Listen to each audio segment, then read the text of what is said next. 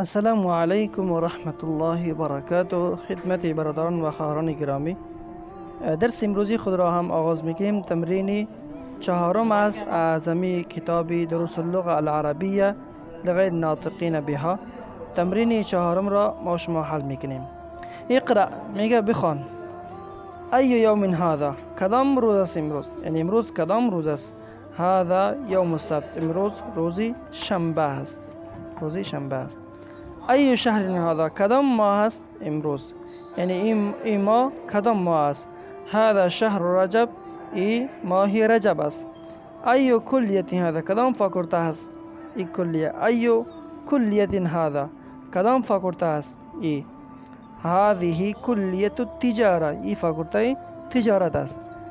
فی ای مدرسه انت، تو در کدام مدرسه هستی؟ انا فی المدرسه المتوسطه، ما در مدرسه متوسطه هستم. من ای بلد انت یا اخت، تو از کدام کشور هستی ای خواهر؟ انا من الیونان، ما از یونان هستم. این تمرین بسیار آسان است که باید شما پیش خودتان بخوانید. تمرین پنجم را حل میکنیم. اقرا و اکتب، بخوان و بنویس. ویلیامو، ادواردو، لندنو، باریسو، پاکستانو، استانبولو، ابراهیمو، اسماعیلو، اسحاقو. اگر شما این جمله ها را اگر استاد شده بخوانیم، پس آخر اینها ساکن میشه. چه قسم؟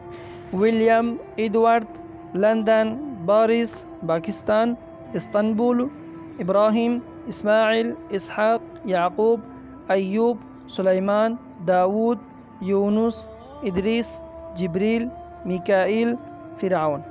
اگر شما با طوری بخوانید که یعنی استاد شوین، در آخرش ساکن میشه. باز هر حرف را اگر میخواین که شما عبارت این را واضح کنید، پس این عبارت را واضح میکنید. ویلیامو، ادواردو، لندنو، باریسو، پاکستانو. این نام های جاها هست و نام های صحابه و پیغمبران هست که مشهور است، ضرورت نیست به ترجمه کردن اینها.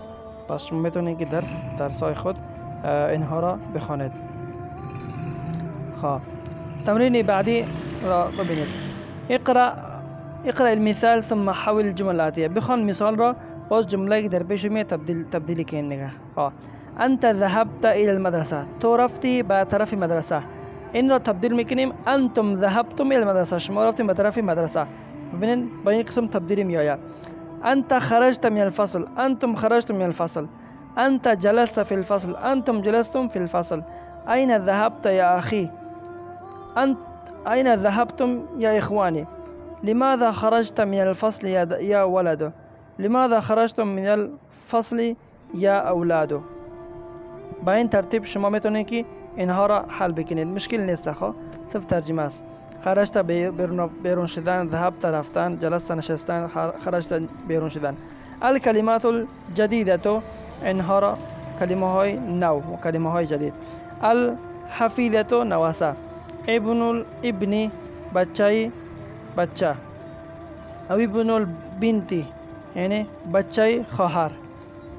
حفظه، جمع حفظه میه. الحفظه، الحفید جمع حفظه. الکلیه، فاکولته. کلیات جمع. کلیت الطب، فاکولته طب. کلیت الهندسه، کلیت الشریعه. کلیت التجاره، فاکولته تجارت.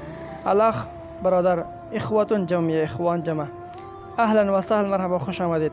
نصرانی و نصرانی، نصارا جمع میه. الیونان، البلد، شهر. بلاد جمع است. با این ترتیب این درس را به آخر تکمیل کردیم. انشالله به درس 15 انشالله شروع میکنیم. باز و بالله توفیق. تا اینجا الله حافظتان. السلام علیکم و رحمت الله و برکاته.